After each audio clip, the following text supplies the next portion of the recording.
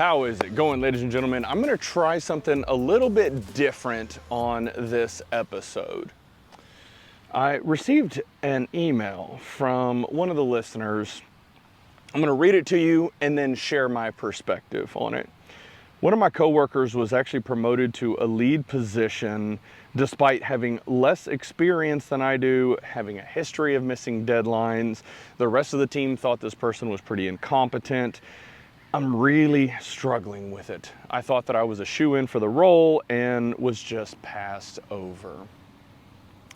Now, I have a little bit of experience in this myself. While not directly similar, there was a situation years ago where I had goals and aspirations to step into a senior vice president role. Ended up being passed over for an outside person. Not gonna lie, I struggled. Interestingly, I had an opportunity, myself and our peers, had an opportunity to interview this person before they were hired. None of us thought this person was the right fit. And a month later, this person was our boss.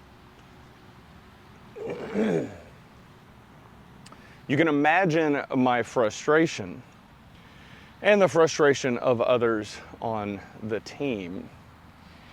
And not gonna lie, a lot of sleepless nights, a lot of frustration, because as this person came in, they showed time and time and time again their incompetence, their inability to execute at this level. And I told you so just kept coming to mind over and over and over. And I struggled with it a lot of sleepless nights, a lot of frustration. And in the end, I had to get to this headspace of recognizing that everyone else in the business was able to see that this new manager was not the right fit. And it was only a matter of time before he would no longer be with the organization. So patience is key in this situation. Use this time that you have to focus on being better. Become a better version of yourself. Continue to support your peers, support the other people on your team, on the teams around you. Deliver the highest quality service that you possibly can and get better. When the time is right, you will know and the business will know. And there's a few possible outcomes that could inevitably occur.